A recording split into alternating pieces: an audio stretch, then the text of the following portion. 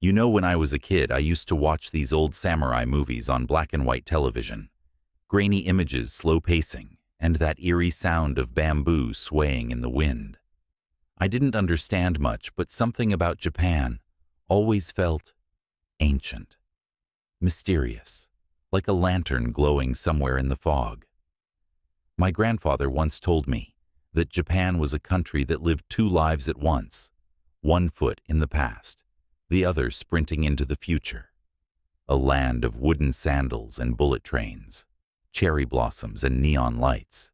And he said that to truly understand Japan, you had to go all the way back. Way back, before the emperors, before the samurai, before even the name Japan.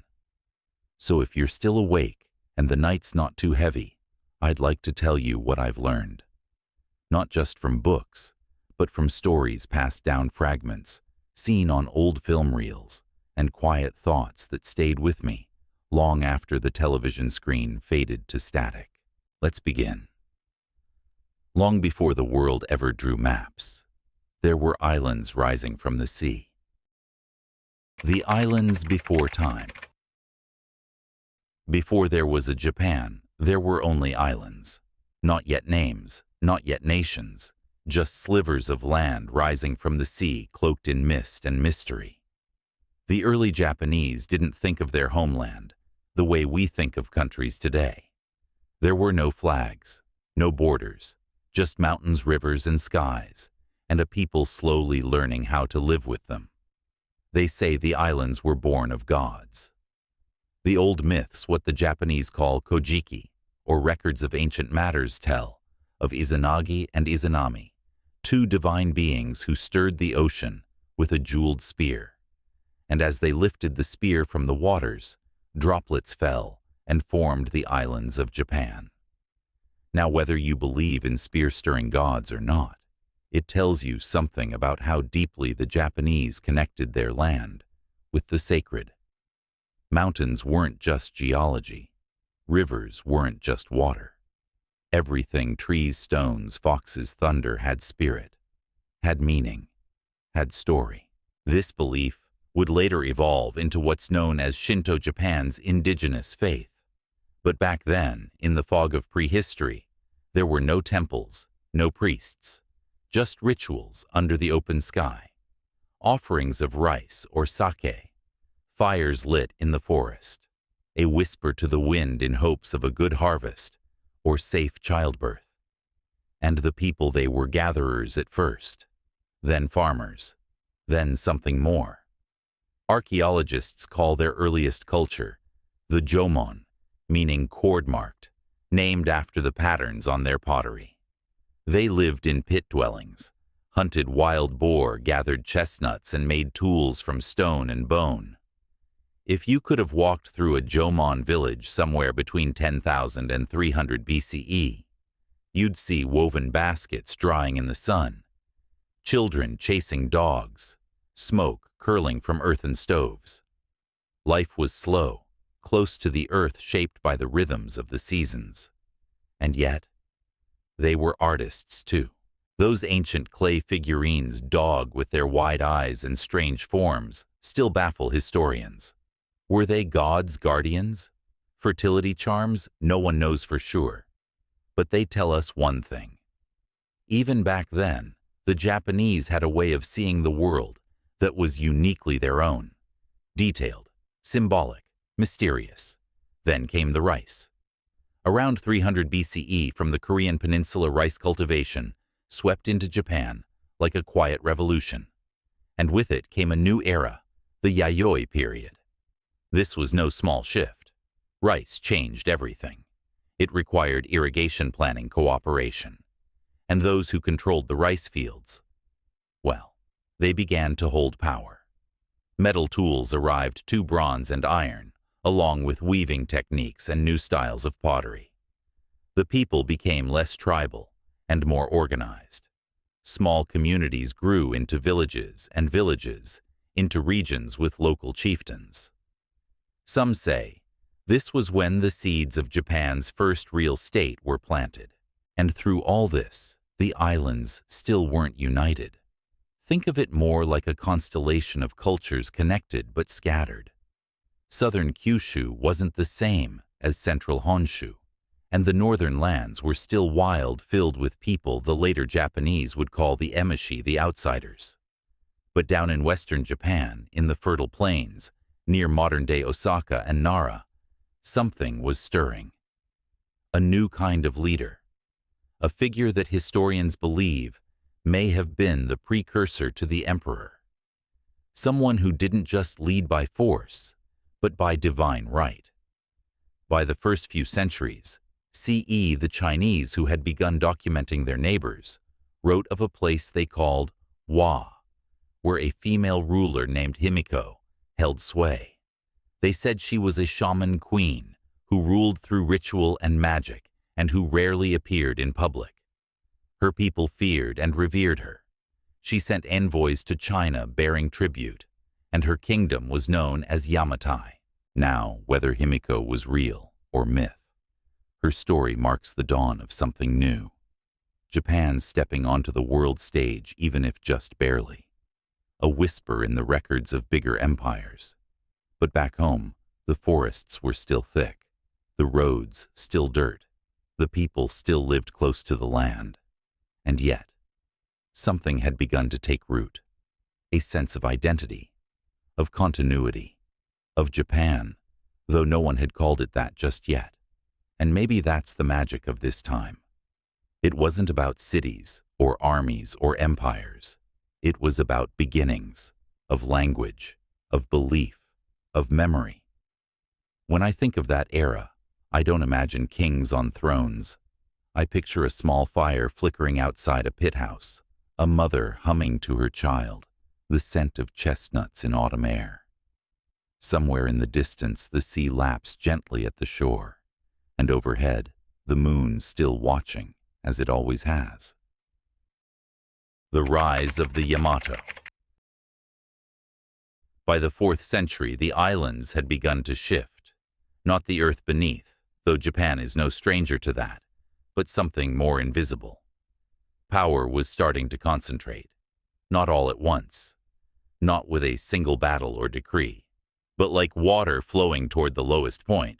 Influence began pooling in a region called Yamato, modern-day Nara Prefecture. Now you have to imagine Japan at this point not as a nation but as a patchwork. Dozens, maybe hundreds of small clans, each with their own leaders, myths, and loyalties. Some were farmers, others warriors, many were both. They built raised floor storehouses, fought skirmishes over water rights, and honored local spirits. But among them, the Yamato clan was different. They didn't just fight. They unified.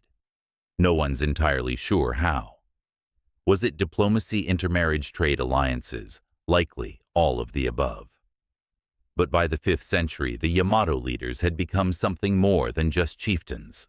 They began to call themselves Okimi, the Great Kings. And here's where things get really interesting. These early Yamato rulers didn't just assert power. They claimed divine descent, specifically from Amaterasu, the sun goddess of Shinto myth.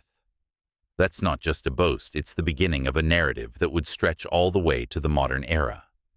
The Japanese imperial line, they said, was unbroken, a living thread from heaven to earth. Of course, every ruling family needs symbols. And in the Yamato era, those symbols were 3 sacred treasures, a mirror, a sword, and a jewel. They weren't just royal regalia, they were proof. Proof that the rulers weren't just powerful, they were chosen.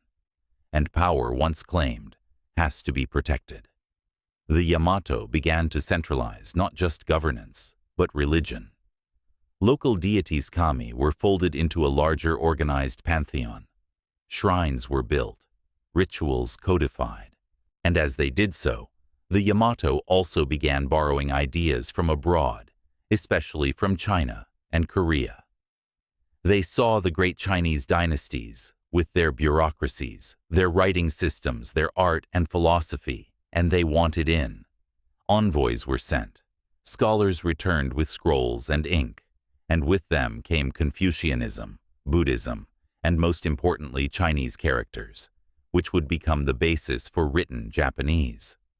You know, my father once said, "The smartest leaders are the ones who know when to borrow." The Yamato borrowed a lot, but made it their own. One figure stands out from this period, Prince Shotoku. In the early 600s, he helped draft a new government structure modeled on Chinese ideals. He's also credited with writing Japan's first constitution, though it was more a moral code than a legal document. Still, it emphasized harmony, hierarchy, and reverence for authority, values that would echo through Japanese society for centuries. And he was a passionate promoter of Buddhism, not to replace Shinto, but to complement it. Temples sprang up. Statues of the Buddha appeared alongside shrines to mountain gods. The two belief systems didn't clash, they intertwined. But not everyone welcomed change. There were power struggles. The Soga clan, who supported Buddhism, clashed with more conservative factions.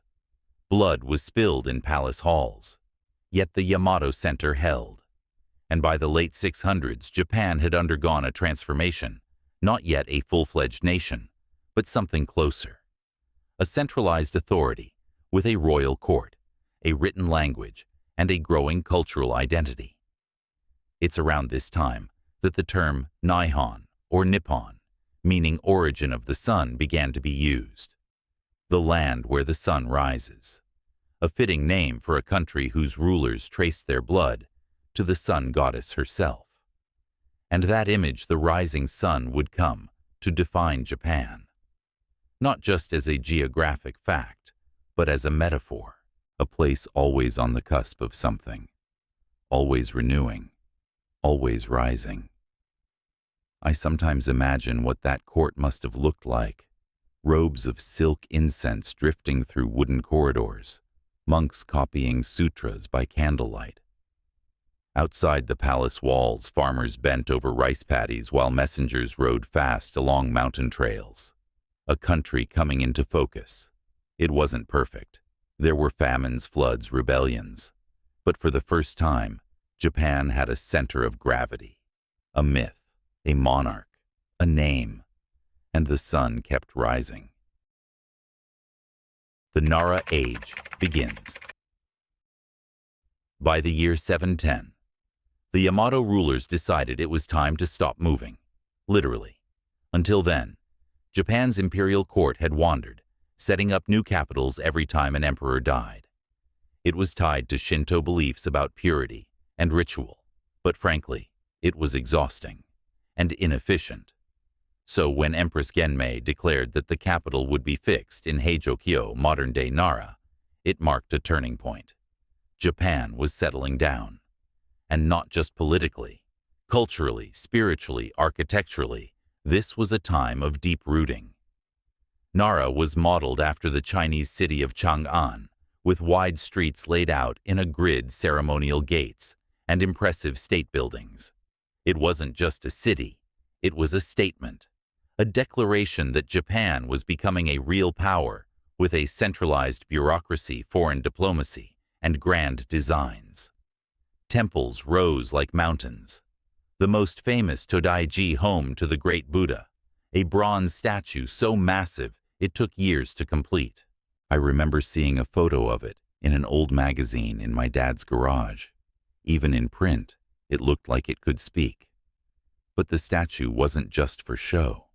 It was part of a broader effort to make Buddhism the spiritual backbone of the state. Emperors commissioned sutras to be copied en masse. Monasteries were granted land. Monks were given influence. Not everyone liked that. You see, when religion and politics mix, the incense gets smoky real fast. Buddhist clergy began amassing power, sometimes rivaling that of the court. Tensions flared. Some emperors supported the monks. Others tried to curb them. It was a dance, and not always a graceful one. Meanwhile, the government was growing more sophisticated. They implemented land reforms modeled again after Chinese systems. Land was theoretically owned by the state and allocated to farmers. In practice, well, the powerful always found ways to hold a bit more than their share. Some things never change. But what really made the Nara period feel alive wasn't just its structures or reforms, it was its words. This is when Japan saw its earliest written histories, the Kojiki and the Nihon Shoki, part mythology, part political manifesto. These texts told of gods descending, emperors rising, and the divine right of the imperial family. It wasn't just storytelling, it was statecraft, a way to legitimize rule and anchor Japan in something deeper than just borders. Poetry also flourished. The Manyoshu, a collection of over 4,000 poems, captured voices from all walks of life: emperors, soldiers, peasants, lovers. Some were elegant, others raw, but all shared a love for nature, longing, and the fleeting beauty of life. That's something you'll hear again and again in Japanese history: impermanence as a kind of truth. There's one poem I remember from that collection translated roughly: like the frost on the grass, my love fades with the dawn, yet still I wait like the pine at the cliff's edge. Even across centuries, it feels like someone whispering in your ear. And yet for all this elegance, all this refinement, trouble was brewing. Regional families called uji still held vast local power, and the centralized government, while ambitious, was stretched thin. Add in natural disasters, crop failures, and rising tensions with the Buddhist establishment, and you get a recipe for unrest. By the late 700s, the court had had enough, and so once again, they packed up the capital, this time for good. They left Nara behind, carrying their ritual scrolls and ambitions to a new city, one that would define Japanese culture for centuries to come. A place called Heian. Today we know it as Kyoto. But before we follow them there, it's worth pausing here for just a breath. Imagine Nara in its heyday. Lanterns flickering outside wooden homes, monks chanting in vast halls, bureaucrats bent over scrolls, poets lost in moonlight. A city that tried to make sense of heaven and earth, and almost succeeded. The age of Nara didn't last long, but its echoes still linger. The Heian Dream. They called it Heian, the capital of peace and tranquility. It was 794 AD when the emperor and his court made the move from Nara, setting their sights on this new valley, tucked between forested mountains and river plains. A place they believed would be free from political interference, natural disasters, and the ever-growing influence of Buddhist clergy. Of course, no place is ever truly free of those things. But the dream was beautiful, and for a time, it worked. Heian, now modern Kyoto, became the heart of Japan's classical golden age, an age of art, elegance, and the delicate balance between appearance and reality. This was a time when the imperial court refined everything: the way one walked, the length of a sleeve, the shade of a poem inked on handmade paper. Life in the Heian court was like a performance, graceful, rehearsed, and saturated with meaning.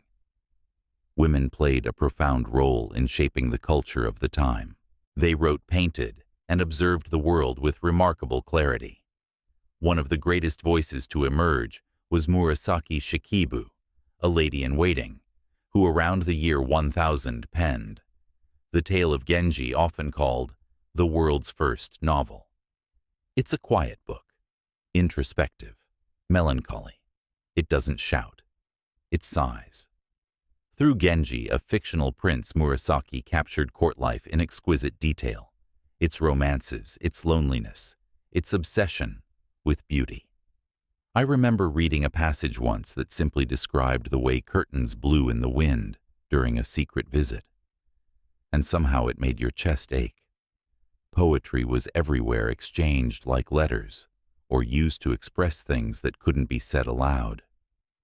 Imagine falling in love and handing someone a verse instead of a confession. Imagine mourning someone with lines scribbled beneath the moonlight. But while the palace bloomed with refinement, the rest of Japan was changing. Outside the capital, power was shifting. Aristocrats like the Fujiwara clan learned how to rule from behind the curtain. They married their daughters into the imperial family, becoming regents for child emperors, pulling the strings while wearing courtly smiles. And beyond the court's walls in the provinces, another force was rising. Landowners, local strongmen, and warrior families were beginning to form their own power bases. They weren't interested in court poetry. They were interested in rice land loyalty and weapons. They would become the samurai. But in the Heian court, that threat still felt distant, like thunder rumbling on the edge of a quiet garden. The court was too focused on matters of taste, the scent of incense, the way a robe should trail behind you, which color combinations were appropriate in spring versus autumn.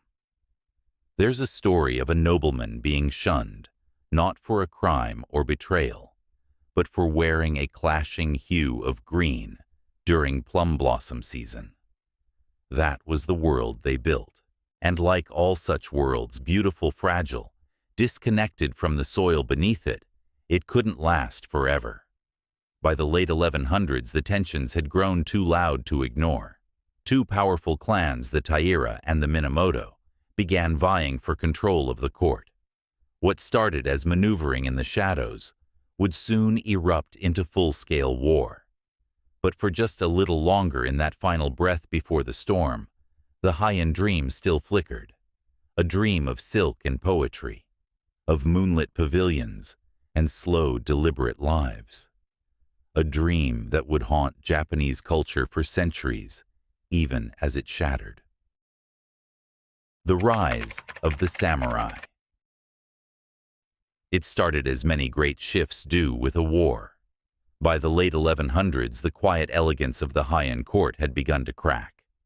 Beneath the layers of incense and poetry, something more primal stirred. Power was no longer held by poets in silk robes. It was shifting toward those who knew how to ride, how to fight, how to command. The two most powerful warrior clans at the time were the Taira and the Minamoto. At first, they tried to share the game. The Taira clan under Taira no Kiyomori rose swiftly. He married his daughter into the imperial family, just like the Fujiwara had done before. He put his own grandson on the throne. The court was his on paper. But the Minamoto clan was watching and waiting. In 1180, it all erupted. The Genpei War, a 5-year civil war that spanned rivers, mountains, and oceans. A clash of swords and wills. The Taira controlled the capital. The Minamoto rallied in the countryside, back and forth like a tide of steel. I once saw an old painting of a battle, from that war horses charging across water arrows, flying through mist banners flapping like ghosts. You could almost hear the shouting. One of the most iconic moments came at the Battle of Dan no Ura in 1185. The Taira navy was strong, but the Minamoto had clever tactics. They turned the tide literally. The Taira were defeated. Their young emperor, just a child, was thrown into the sea with his grandmother, rather than be captured. That moment haunts Japanese history. A drowned emperor, a sunken dynasty, and from the ashes, the Minamoto rose. Their leader, Minamoto no Yoritomo, didn't bother ruling from the capital. He set up his own government in Kamakura, far to the east. This was new. This was different. It was called the shogunate. Technically, the emperor still reigned, but everyone knew the real power now lay with the shogun, the supreme military commander. And so Japan entered a new age. The samurai were no longer just hired swords. They were the backbone of the state. They followed a code of loyalty and discipline later known as Bushido. They wore armor crafted like art, fought with precision, and lived by honor. But they were human too. There were rivalries, betrayals, ambitions. Samurai might pledge loyalty one day and raise a rebellion the next. Yoritomo himself grew paranoid after gaining power. He distrusted his own relatives. Even his brother Yoshitsune, a brilliant general who had helped win the war, became a threat. Yoritomo had him hunted down. Victory always comes with shadows. Still, the Kamakura shogunate brought stability for a while. Laws were written. Land was distributed. The old court in Kyoto faded into ceremony. Real authority now sat in armored halls and barracks. And beyond Japan, something was stirring. Far across the sea in the Mongolian steppes, a man named Genghis Khan was building an empire. His descendants would one day turn their eyes toward Japan. But that is a story for another night. For now, picture the Kamakura coast waves crashing against cliffs, samurai standing watch. Beneath the setting sun, a country learning how to be ruled by the sword. The Heian Dream had faded. This was the age of warriors. Mongols on the horizon. You could say the storm began far away on windswept plains that no samurai had ever seen. In the early 1200s, Japan was stable at least by its own standards. The Kamakura shogunate ruled with firm hands, and the emperor in Kyoto had become little more than a ceremonial figure. But across the sea, something enormous was rising. The Mongol Empire. Genghis Khan had died, but his legacy galloped on. His grandson Kublai Khan now ruled China under the Yuan dynasty, and in 1266 he looked east toward the islands of Japan. Kublai Khan didn't start with swords. He sent a letter, a request cloaked in politeness, but laced with threat: become a vassal of the Mongol Empire or face consequences. The shogunate didn't even reply. And so in 1274, the Mongols came. They arrived on ships thousands strong, with Chinese and Korean soldiers, catapults, fire arrows, technology Japan had never faced before. They landed in Kyushu, at a place called Hakata Bay. The samurai, used to one-on-one duels and honor-bound rules, were stunned by the Mongol tactics. Drums beat, explosives burst. The air itself felt different. But then, as night fell, the weather turned. A sudden storm rolled in from the sea, fierce, relentless. By morning, a third of the Mongol fleet was gone, smashed on rocks, scattered in the waves. Survivors fled. Japan believed the gods had intervened. They called it kamikaze, the divine wind. But Kublai wasn't finished. In 1281, he tried again. This time with an even larger force, over 4,000 ships, some say. The Japanese had spent years building defenses, walls, fortifications. They were ready. And again, the Mongols came. And again, just like before, a massive storm struck. Some say it was even worse than the first. Ships were tossed like toys. Men drowned by the thousands. It wasn't just a military failure. It was a catastrophe. For the Mongols, for Kublai Khan's ambitions, for Japan, it became legend. The kamikaze became more than wind. It became identity. Proof that Japan was protected, unique, destined to remain unconquered. But here's the twist. Victory brought no reward. The samurai had defended the nation, but there was no conquered land to claim, no spoils to divide. The cost of war was high, and the government had little to give in return. Discontent simmered. The very strength that had saved Japan, the samurai class, was now restless, underpaid, and politically divided. It's strange, isn't it? A miraculous defense. A nation saved. And yet, instead of ushering in a golden age, it weakened the very system that led it. The Mongols had failed to conquer Japan, but their invasion had planted a seed, one that would in time crack the shogunate from within. That storm had done more than sink ships. It had shaken a nation. The Fall of Kamakura. You ever feel like a victory came with a crack you couldn't see yet? That's what Japan looked like after the Mongol invasions. On the surface, they had triumphed. Twice. The kamikaze had saved them. But deep underneath, something had shifted. Let me tell you how. The Kamakura shogunate, led by the Hojo clan, a family that had long acted as regents to the shoguns, was still in charge. But their power was more fragile than it appeared. The samurai who had defended the land were proud, tired, and broke.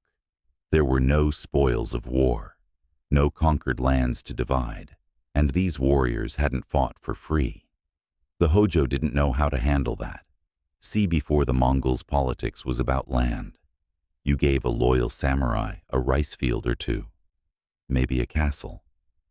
But now, there was nothing new to give.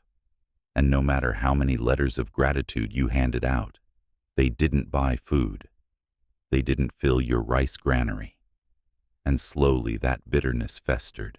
Then came natural disasters, famine, earthquakes, typhoons that weren't so divine this time around. The government raised taxes to pay for coastal defenses in case the Mongols returned. But people were already starving. Farmers revolted. Samurai joined them. And the Hojo tried to hold it all together with tighter fists. But Japan was slipping through their fingers. In 1331, a dramatic moment came. The emperor, at the time Emperor Go-Daigo, decided he'd had enough of being a puppet. He tried to seize power from the shogunate. His first attempt failed, and he was exiled to a distant island. But Go-Daigo was no ordinary monarch. He escaped, gathered support, and this time, the rebellion worked. His secret weapon, a man named Ashikaga Takauji. Takauji had been sent by the Hojo to crush the emperor's rebellion, but instead he switched sides. Classic betrayal, the kind that rewrites history. In 1333, Takauji and Go-Daigo's forces stormed Kamakura. The Hojo clan, surrounded and disgraced, took their own lives in mass ritual suicide. The Kamakura shogunate was no more. Gone, after nearly 150 years of rule. Go-Daigo marched into Kyoto triumphant. He was going to restore imperial power. No more shoguns, he declared. The emperor would truly rule again, just like in the golden age of Heian. And for a moment it looked like it might work. They called it the Meiji Restoration. But old habits die hard. The samurai class, who had bled and fought and governed for generations, weren't interested in palace poems and rituals. They wanted authority land and leadership that understood war. Go-Daigo didn't give them that. And Takauji, well, he waited and watched, and then once again turned on his former ally. In 1336, he marched on Kyoto, drove Go-Daigo out, and installed a new emperor, a rival emperor, one who would play by the rules. That's how Japan ended up with two emperors. Yes. For nearly 60 years, there were two competing courts, the northern court in Kyoto, backed by Takauji and his new Ashikaga shogunate, and the southern court loyal to Go-Daigo's descendants. It was called the Nanboku-cho period, the era of northern and southern courts. Japan wasn't fully at war, but it wasn't at peace either. It was a fractured mirror, and Takauji. He had established a new military government, the Muromachi shogunate, based in Kyoto's Muromachi district. It was different from Kamakura, closer to the emperor, more urban, more political. But the real story wasn't about cities or titles. It was about what had changed. The samurai were now unquestionably the ruling class. Their power was no longer borrowed. It was theirs. And Japan would spend the next 2 centuries trying to find balance between sword and scroll, between duty and ambition, between tradition and transformation. But the seeds of future chaos were already sown. The Ashikaga shogunate may have risen, but its roots were shallow. Regional lords daimyo were growing stronger, independent, ambitious, and all it would take was one spark. But that's a story for another night. For now, picture the capital Kyoto under twilight, with lanterns glowing along narrow streets, the old court still performing its ceremonies, and behind them in quiet palaces, samurai generals planning the future. The Hojo were gone, the emperor was split, and Japan was once again on the edge of change. A fractured court. I want you to picture Japan in the mid-1300s like a house with two front doors. One emperor sat in Kyoto under the watchful eye of the Ashikaga shoguns. The other, a descendant of Emperor Go-Daigo, held court in Yoshino, tucked away in the southern mountains. Both claimed legitimacy. Both issued orders. Both dressed in silk and held ancient titles. But neither could truly control the country. The people called it the Nanbokucho period, the time of the northern and southern courts. But if you asked a farmer in a rice paddy, or a merchant in a dusty town, they'd likely say, "Who cares?" Because what really mattered was who held power locally. And that's where the real story was unfolding. With the Kamakura regime gone, and the Ashikaga rule still forming power, started to leak outward into the hands of regional lords, the daimyo. These were the men who built castles on hilltops, commanded their own bands of samurai, and collected taxes from the land like miniature kings. The central government in Kyoto issued proclamations, yes. But out in the provinces, it was the daimyo who made the rules. They built their own roads, minted their own coinage, even held their own courts. And slowly, they stopped asking for permission. Ashikaga Takauji, the first Ashikaga shogun, had won with betrayal and boldness. But ruling would take more than swords. It would take diplomacy, patience, and a firm grip. And his descendants, not all of them had it. Over time, the Ashikaga shogunate grew more ceremonial and less authoritative. The court in Kyoto became a stage full of rituals and poetry, while real power slipped out the back door and into the hands of those ambitious regional lords. Some daimyo stayed loyal to Kyoto, others backed the southern court. Many switched sides whenever it suited them. This wasn't civil war in the traditional sense. It was something more confusing. A country at low-grade conflict for decades. Skirmishes, shifting alliances, quiet assassinations. But while politics was a mess, culture was blooming. This was the age when no theater began to take shape, those slow, dreamlike performances with masks and minimalist movement. Poetry flourished. Zen Buddhism took deeper root, influencing art garden design and philosophy. Even the tea ceremony, once a simple act of hospitality, began its evolution into the delicate symbolic ritual it would one day become.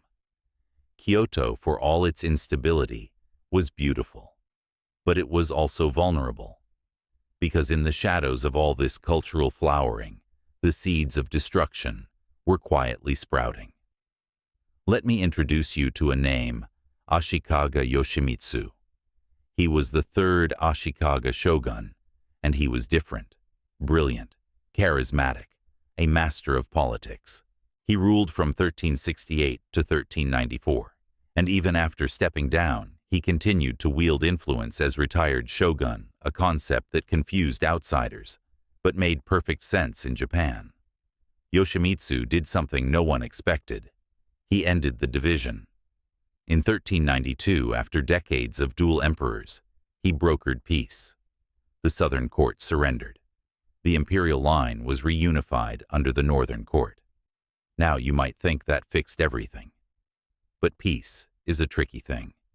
Yes, there was one emperor again. Yes, Kyoto was stable for a while. But the daimyo didn't disappear. If anything, they grew bolder. And when Yoshimitsu died, That central authority began to crumble again. His successors weren't as skilled. The court returned to infighting. Factions formed, and the illusion of unity began to peel away. By the early 1400s, Japan was a patchwork, a collection of mini-kingdoms, some ruled by noble clans, others by ambitious upstarts, and all of them had armies.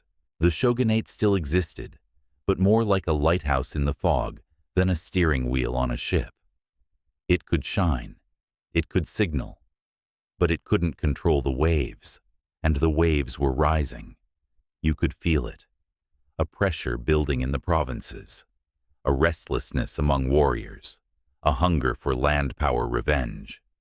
Soon that pressure would explode, and Japan would plunge into a period so chaotic, so violent, and so transformative that it would become a defining era in its history. But for now, in this moment, this twilight of the Muromachi peace, you can still hear the echoes of court music in Kyoto. You can still sip tea in a Zen garden. You can still believe, if only briefly, that order might hold. But don't blink, because the storm is coming, and when it arrives, it won't just shake the shogunate.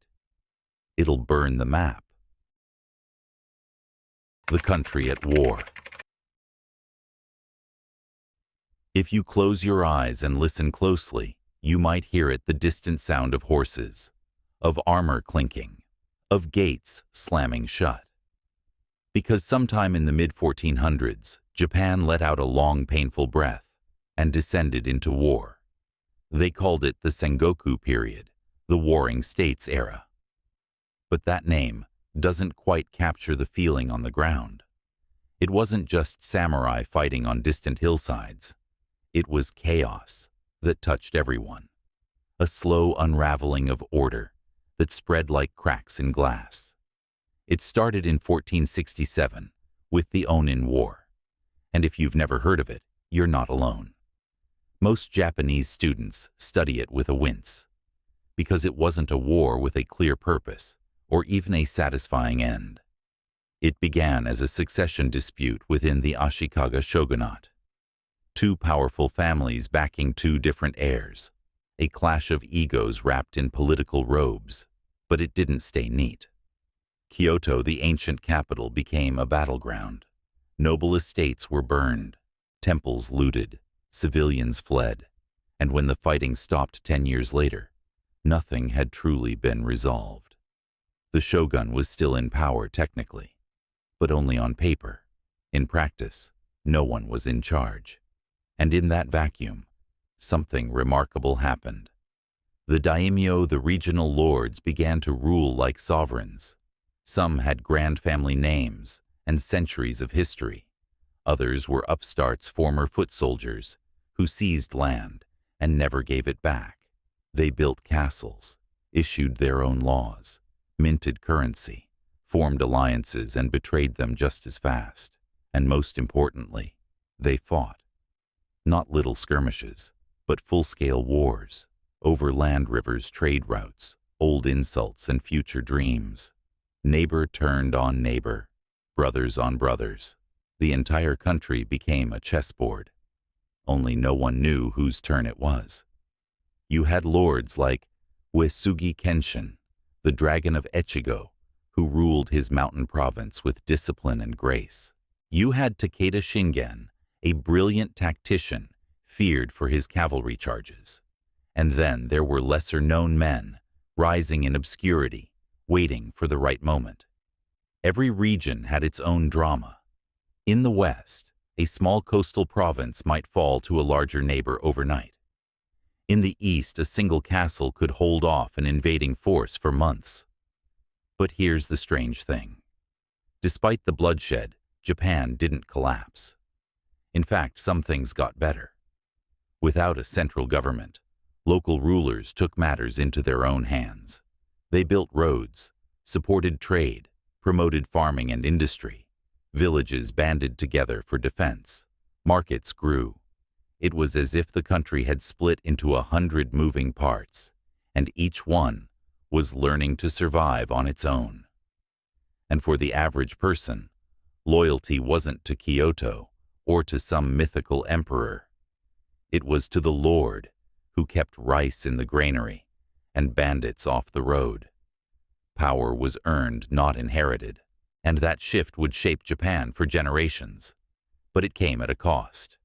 Castles once rare sprang up like mushrooms after rain, designed not just as homes, but as fortresses, defensive marvels built on hills, with stone walls, moats and loopholes for archers. Villages became supply lines. Farmers doubled as soldiers. Children grew up knowing how to bow, not just in respect, but with arrows.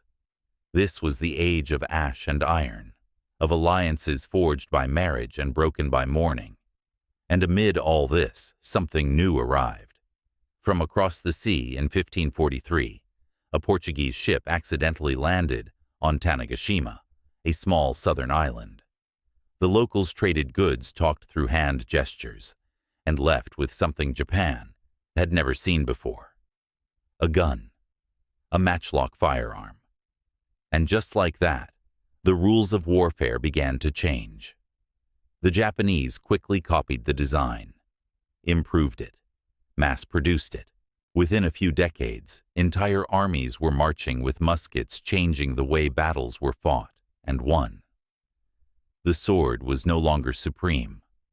Honor duels gave way to volleys of smoke and lead. The battlefield became a place of brutal efficiency. And just when it seemed Japan might burn itself to the ground, a few powerful men began to rise above the smoke. They weren't descended from emperors. Some weren't even high-ranking samurai. But they had vision, ruthlessness, timing. Men who saw not just castles, but a country. And one of them, born to a minor warlord in a quiet province, was about to change everything. But we'll meet him next time. For now, imagine a land in motion, not fallen, but reshaped. A country that had survived a century of war not by accident, but by adaptation. And from that chaos would come something extraordinary. The Rise of Nobunaga. His name was Oda Nobunaga, and in a land full of warlords, he stood out like a thunderclap on a clear day. He wasn't supposed to rise so far, not by birth, not by pedigree. He was born in 1534 in Owari Province, a patch of central Japan, not especially known for power or wealth. But Nobunaga didn't need an invitation to greatness. From a young age, he was strange, wild even. He wore outlandish clothes, ignored court manners, and ran through the streets like a hooligan. His retainers called him the Fool of Owari, but under the chaos was calculation. When his father died in 1551, Nobunaga inherited leadership of the Oda clan. It should have been ceremonial. He was too young, too eccentric, and surrounded by enemies, including his own relatives. But Nobunaga moved fast. He outmaneuvered his brothers, executed a disloyal mentor, and began consolidating power. By his early 20s, he wasn't just a lord, he was a rising storm. And then came Imagawa Yoshimoto, a powerful daimyo from the east. Imagawa had ambitions that reached all the way to Kyoto. In 1560, he marched west with a massive army, some 25,000 men, easily dwarfing anything Nobunaga could assemble. Everyone expected Oda to surrender or flee or disappear. But Nobunaga did none of those. Instead, he attacked. With just 2,000 troops, he launched a surprise assault on Imagawa's camp during a thunderstorm. His men cut through the enemy ranks like lightning through dry wood. Imagawa himself was killed on the spot. It was called the Battle of Okehazama, and it turned a local upstart into a national contender. After that, everything changed. Nobunaga wasn't just a survivor, he was a visionary. He embraced guns wholeheartedly, forming some of the first disciplined musket units in Japan. He centralized his rule, standardizing taxes and measurements. He built roads, opened markets, encouraged merchants. He didn't just want to rule Owari. He wanted all of Japan. And he had a motto, Tenka Fubu, all the realm under military rule. To make it real, he would need allies. Enter Tokugawa Ieyasu, a quiet strategic leader from the Mikawa region. The two formed an alliance, tense but effective. And then came Toyotomi Hideyoshi, a peasant-turned-soldier with endless energy and charm, who rose through Nobunaga's ranks like a comet. Together, they began what no one had done in centuries, uniting Japan. But Nobunaga didn't just fight other lords.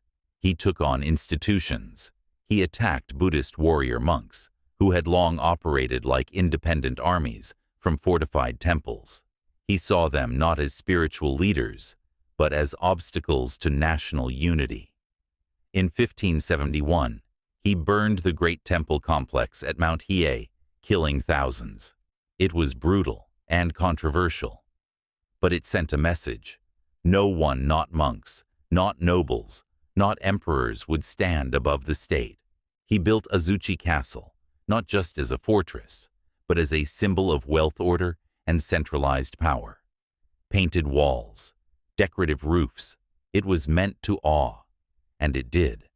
But ambition, like fire, consumes everything, even itself. In 1582, as Nobunaga was resting in a Kyoto temple, one of his own generals, Akechi Mitsuhide, turned against him. Why, no one really knows. Pride politics, a final insult too far. What we do know is this: Mitsuhide's troops surrounded the temple. Nobunaga, wounded and cornered, set fire to the building and died by his own hand. Just like that, the man who had brought order to chaos was gone. The fool of Owari, the storm of the Sengoku, gone, but not forgotten. Because in his wake, Japan would never be the same. His allies Hideyoshi and Ieyasu would carry the torch. The wars weren't over, but the end of the warring states was now in sight. Hideyoshi the Unifier. If Nobunaga was fire-reckless, brilliant, and unstoppable, then Toyotomi Hideyoshi was water. He flowed where he needed to. He bent, shifted, charmed, and somehow always got what he wanted. And the strangest part? He started with nothing. Born in 1537 in a small village, Hideyoshi was the son of a peasant foot soldier. No samurai blood, no noble name, just ambition, and a mind sharper than any blade. He joined Nobunaga's army as a sandal-bearer. That's right, he literally carried Nobunaga's shoes. But he watched, and listened, and climbed.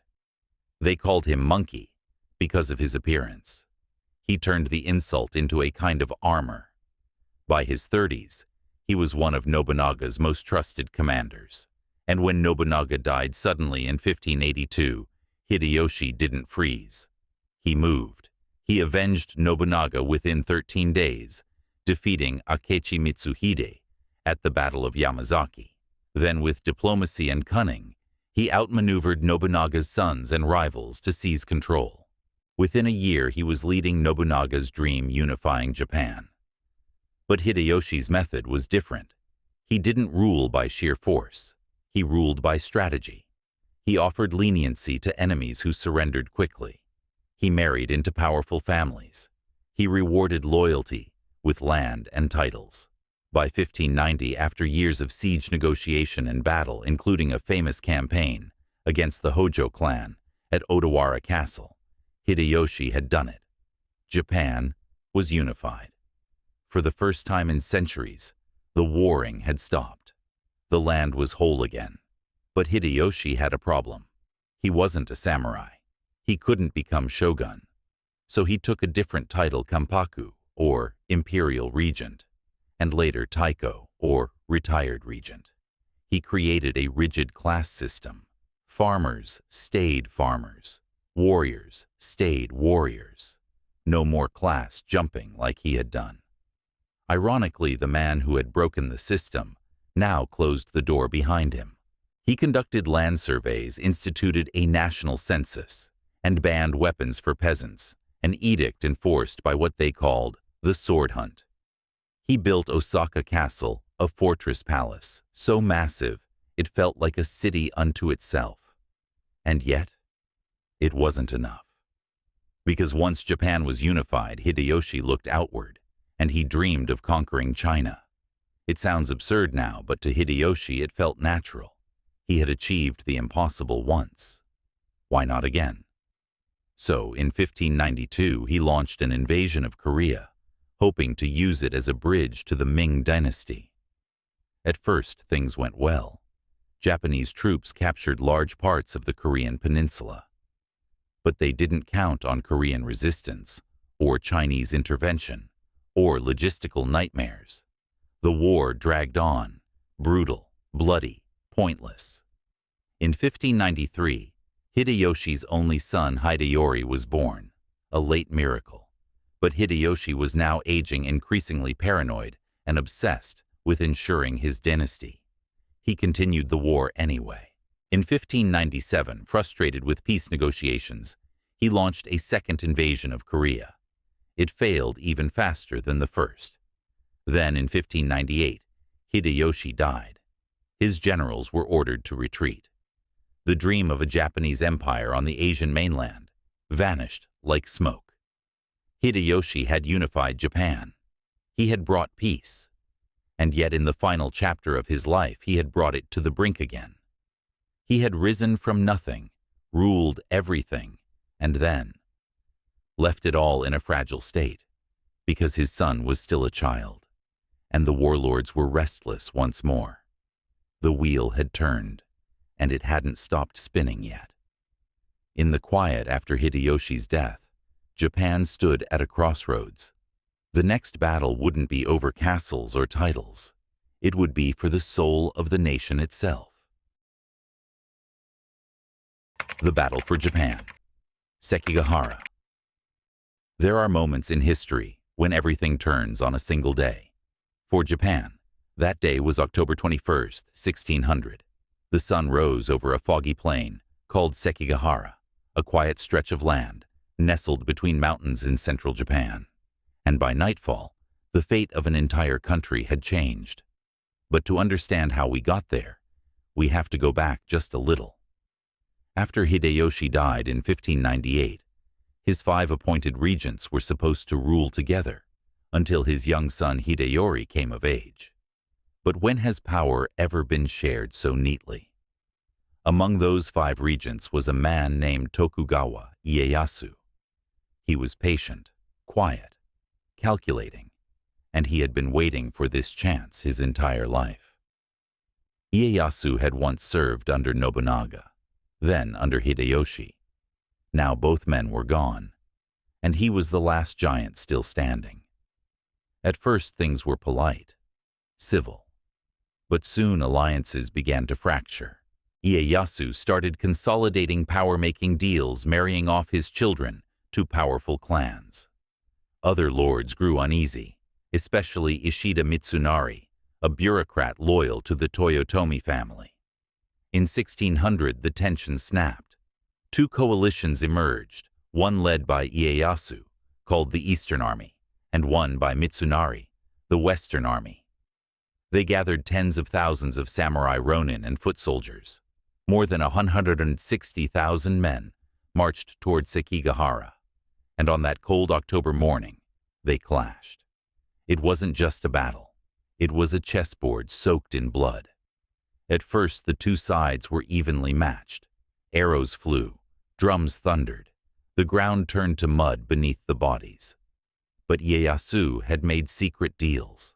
A powerful general named Kobayakawa Hideaki, who had pledged loyalty to the Western Army, suddenly turned. In the middle of the fight, his troops charged into Mitsunari's flank.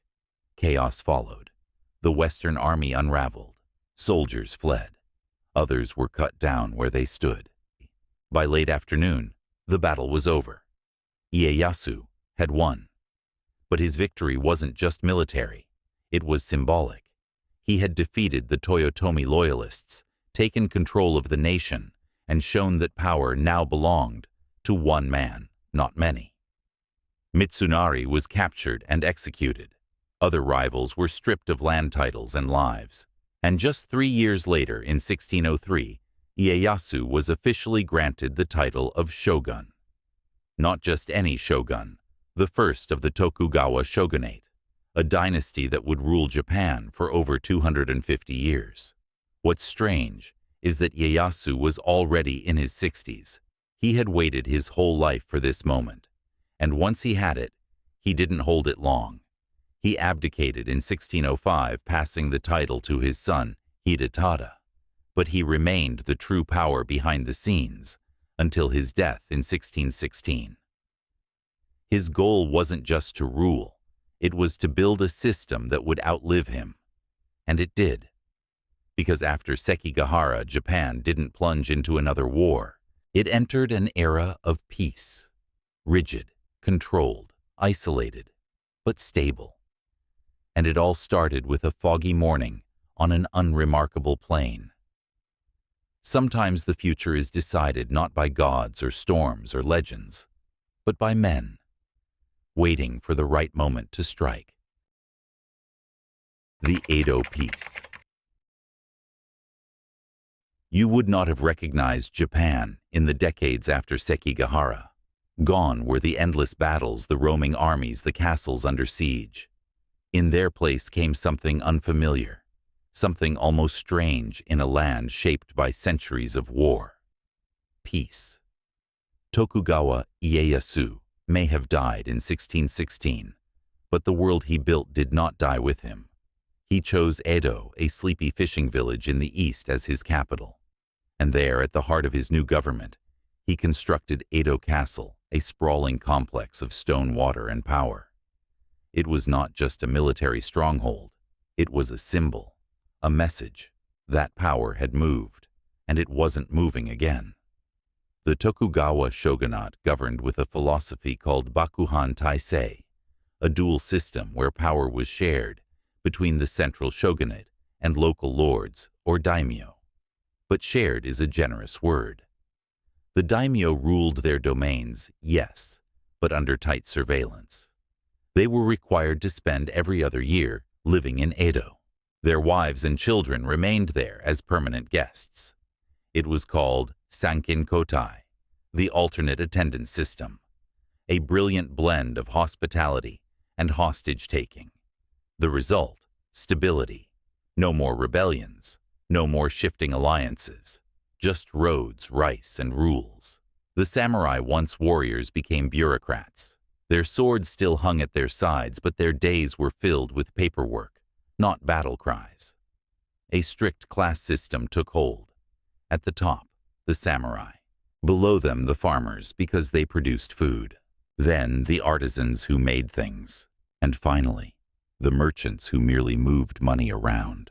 Ironically, it was the merchants seen as the lowest who began to quietly grow, the richest. Cities swelled, trade flourished, literacy rose. This was the beginning of urban Japan, the rise of kabuki theaters, woodblock prints, tea houses, and the floating world of pleasure quarters and poetry. But it wasn't open, far from it. In 1635, the shogunate issued the Sakoku Edict, Japan's official policy of national isolation. No Japanese could leave, no foreigners could enter with rare exceptions. The Dutch were allowed to trade, but only from a small man-made island in Nagasaki Bay, called Dejima. Christianity, introduced by European missionaries decades earlier, was brutally suppressed. Crosses were burned, converts were tortured, foreign priests were hunted down. To the Tokugawa rulers, outside religion meant outside control, and control was everything. Still beneath the calm, time moved forward. Generations passed, cities expanded. Edo grew into the largest city in the world, over 1 million people by the 1700s. But isolation couldn't last forever. By the early 1800s, foreign ships were appearing more and more off Japan's coasts. Whalers, traders, explorers. And then, in 1853, A man in a black uniform arrived with 4 steamships. His name was Commodore Matthew Perry. He came bearing gifts and guns. And with that, the peace of Edo began to crack. But before we get there, let's not rush. Because for over 250 years, Japan had done something remarkable. It had taken a nation, forged in fire, and frozen it. Not forever, but long enough for an entire culture to bloom in stillness. The black ships arrive. It was a summer morning, July 8, 1853, when the people of Edo looked out toward the bay and saw something they had never seen before. Smoke, metal, masts, 4 ships, black-hulled, towering, belching steam. They didn't look like anything from Japan, because they weren't. They were American. Commanded by Commodore Matthew Perry, a no-nonsense naval officer sent by the President of the United States, with one message: open your ports. Perry wasn't interested in small talk. He sailed directly into Edo Bay, with cannons loaded and flags raised. His ships, called kurafun, or black ships by the Japanese, anchored within sight of land. And then he delivered a letter, a formal request from President Millard Fillmore, asking Japan to open trade, protect shipwrecked sailors, and allow coal resupply for American vessels crossing the Pacific. But the letter came with an unspoken message: refuse, and these cannons will not stay silent. You have to remember, Japan had been isolated for over 200 years. No one entered, no one left. The shogunate wasn't ready for this. They stalled, delayed, politely asked Perry to leave and come back later. So he did, but not before making a point sailing to other Japanese ports, showing off American firepower and giving the Japanese a taste of the modern world. He returned in 1854, this time with 7 ships. And Japan agreed. The Treaty of Kanagawa was signed that March. 2 ports, Shimoda and Hakodate, would open to American ships. Shipwrecked sailors would be treated with kindness, and a U.S. consulate would be established in Japan. Just like that, 2 centuries of seclusion ended, and Japan was changed forever. The black ships were more than just vessels. They were time machines, because Japan suddenly saw how far behind it had fallen. Steam engines, rifled cannons, ironclad ships, global trade networks. It wasn't just American power. Soon other nations followed: Britain, Russia, France, the Netherlands, all knocking, all demanding, all armed. The Tokugawa shogunate, so stable for so long, began to waver. Young samurai, especially from domains like Satsuma and Choshu, looked at the shogunate's weakness and saw opportunity. They weren't just angry. They were inspired. They wanted to modernize, to industrialize, to take control of their destiny. And they weren't content to wait. Rebellions simmered. In 1867, the last shogun, Tokugawa Yoshinobu, stepped down.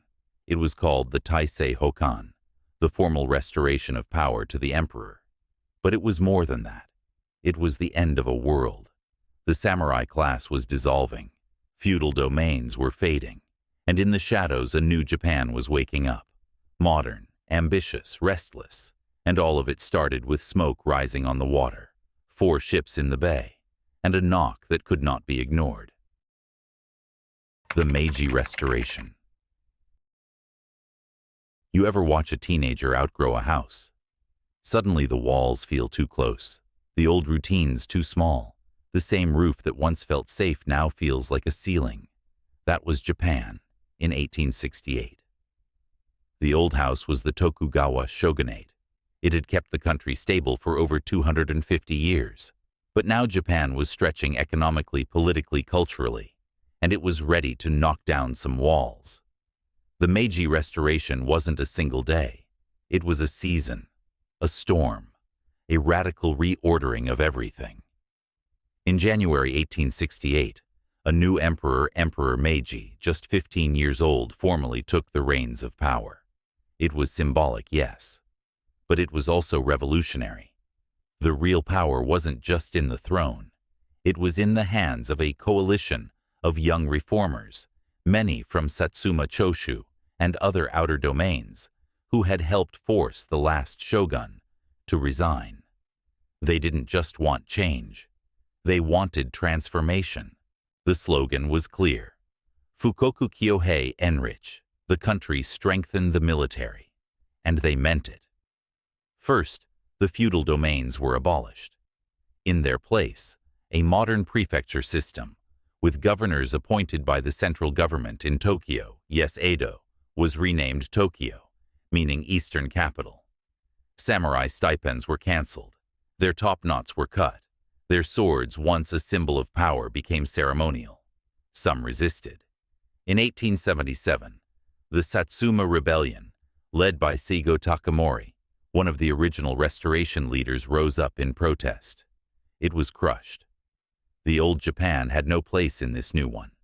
Next came the economy. The Meiji government pushed for industrialization. Factories, railroads, telegraph lines, all sprang up like bamboo after rain. They sent students abroad to study Western science, engineering, law. They hired foreign experts, Oyatoi Gaikokujin, to train Japan's own workforce. By the 1880s, Japan had steel mills, shipyards, a national postal system, banks. By 1890, they had a constitution, a diet parliament, and a legal code modeled on Europe. And the military modernized, professionalized, and conscripted. Every able-bodied male now served. The new army wore Western uniforms, carried modern rifles, and trained, not with katanas, but with Prussian doctrine. In a single generation, Japan went from feudal to industrial, from swords to steam, from isolation to ambition. And it wasn't just inward change. Japan looked outward, to Korea, to China, to the Pacific. They had watched the Western powers carve up Asia like a roast, and they thought, why not us? In 1894, Japan went to war with China over influence in Korea. It was called the First Sino-Japanese War. Japan won, decisively. They gained Taiwan. They shocked the West. An Asian nation defeating a giant like China, unthinkable. But it was just the beginning. The teenager had moved out. Now it was building a house of its own. Empire rising. If you had looked at Japan in the early 1900s, you might have said, this place doesn't sleep. Factories hummed through the night. Steam trains cut through the countryside. Newspapers printed stories of global ambition, not just local gossip. It was like a nation discovering electricity and plugging itself into the world, and at the center of it all, pride. Real swelling, complicated pride. Because Japan wasn't just modernizing, it was winning. After the victory over China in 1895, something shifted. Japan had tasted what it meant to be a power, and the appetite grew fast. But just ahead of them loomed a darker, colder figure, Russia. Russia wanted the same thing Japan did, influence over Korea and Manchuria. Tensions built, negotiations failed, and in 1904 Japan made its move. Without a formal declaration of war, Japanese torpedo boats attacked the Russian fleet at Port Arthur. It shocked the world. The Russo-Japanese War had begun. People in Europe expected Russia to crush Japan, but that didn't happen. Instead, Japan launched a series of land and naval victories. The Japanese army pushed through Manchuria.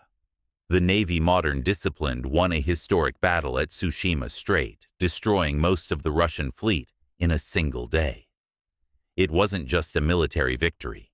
It was a cultural earthquake.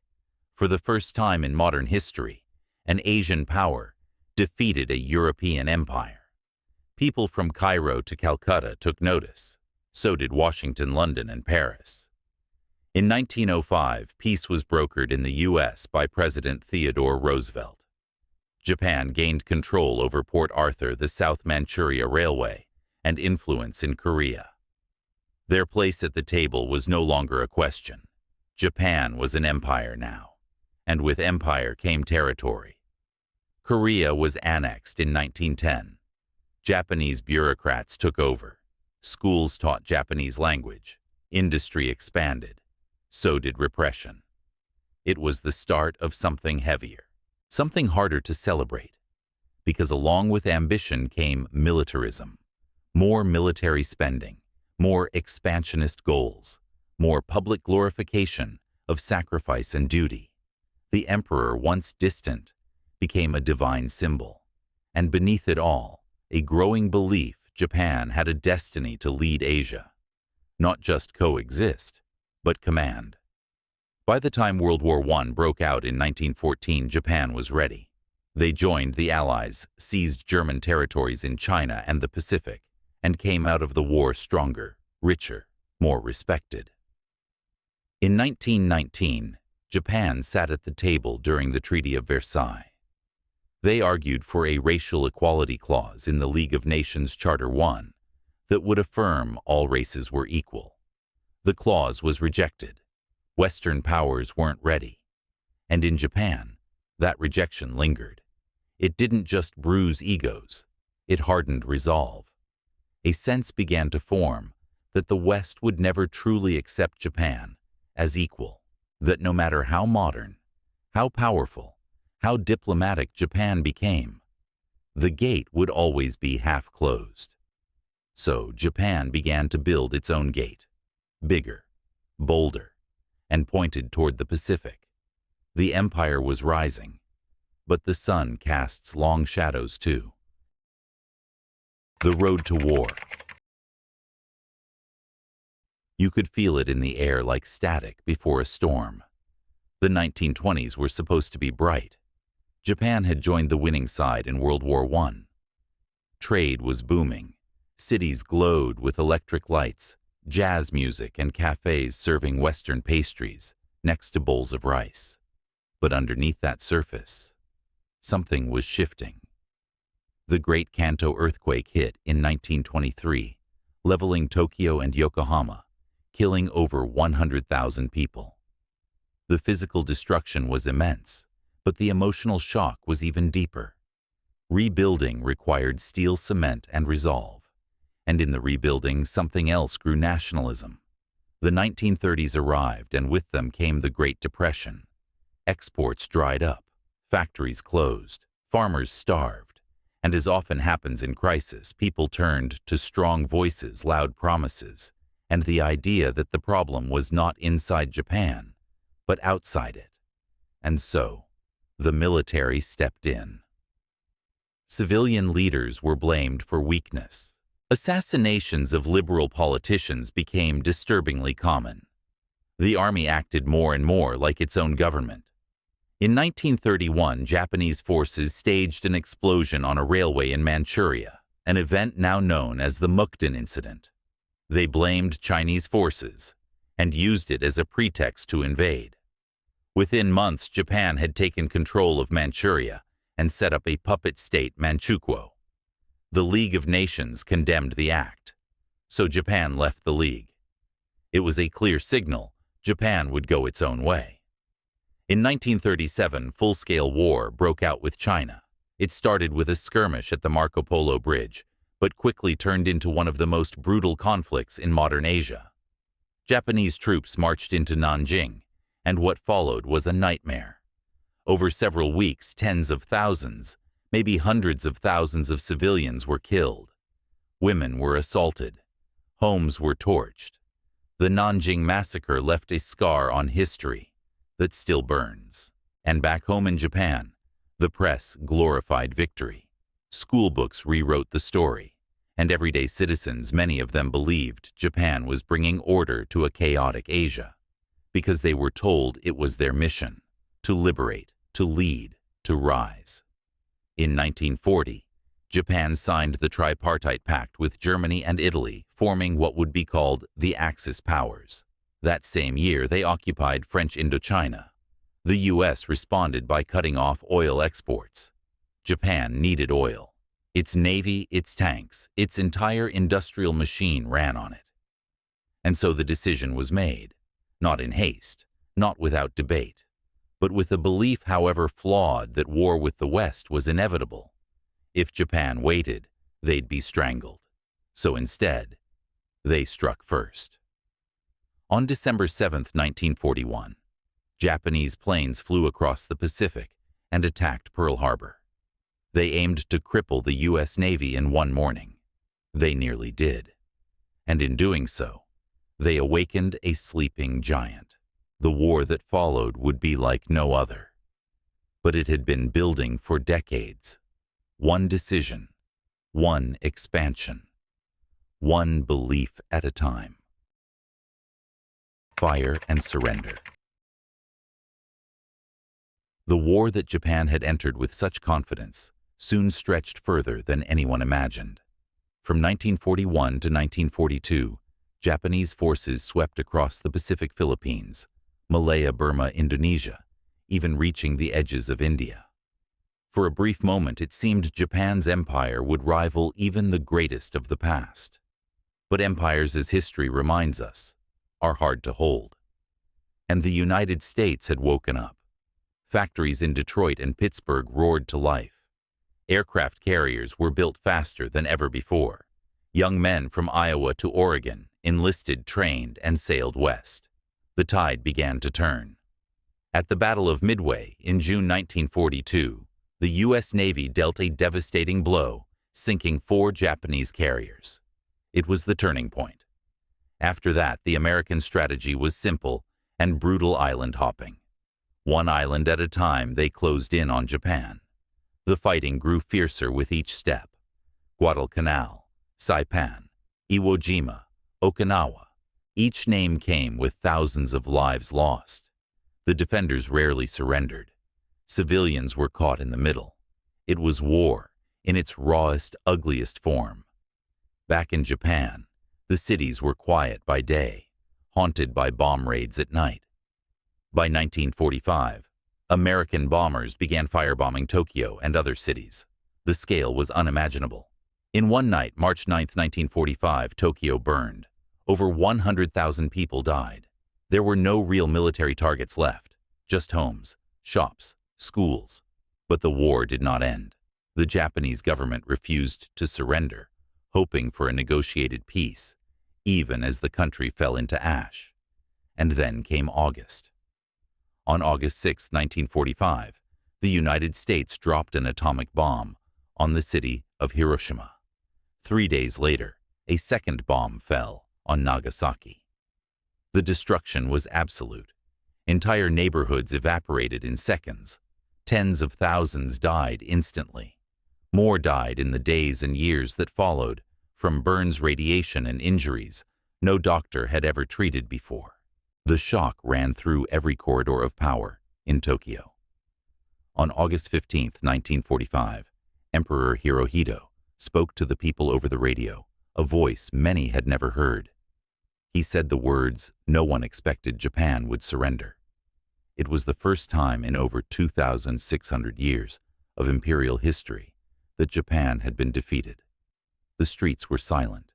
Some wept. Some simply stared. Others, especially those who had lost everything, felt a strange kind of relief. The war was over, but the fire had left scars on buildings, on bodies, on the soul of a nation. Japan had reached for the sun and fallen into shadow, and now the long road to healing would begin. Ashes and tomorrow. I once saw a photograph, black and white, slightly faded, of a little girl in a kimono standing in the ruins of Hiroshima. Her sandals were too big, her eyes too wide for someone so young, and behind her, nothing, just ash. That was Japan in 1945, a nation reduced to rubble both physically and spiritually, cities bombed to dust, food scarce, families broken, and yet the sun still rose. In the years that followed, Japan did something remarkable. It didn't crumble. It rebuilt. With help from the United States and the vision of new leadership, the country rewrote its constitution, embraced peace, and began crafting a new identity, not one of conquest, but of innovation, of culture, of resilience. Factories that once made weapons now made radios, then televisions, then cars, that would circle the globe. Students filled new schools. Trains ran on time. And slowly, Japan found its voice again. By the 1960s, it was hosting the Tokyo Olympics, a signal to the world, we are still here. And we've changed. Today, when people think of Japan, they think of cherry blossoms, quiet temples, bullet trains, and a culture that blends the ancient with the futuristic. But beneath all that beauty lies a memory of war, of loss, of a time when the world nearly burned, and a reminder that peace is never guaranteed. You know, my father used to say that history is not just about remembering what happened. It's about remembering what could happen again. And tonight, as we close this long chapter together, I hope this journey through Japan's past has given you something, a sense of perspective, a glimpse of resilience, maybe even a little wonder. Thank you for walking this road with me, for listening. Sleep well, my friend. And tomorrow, we'll start a new story.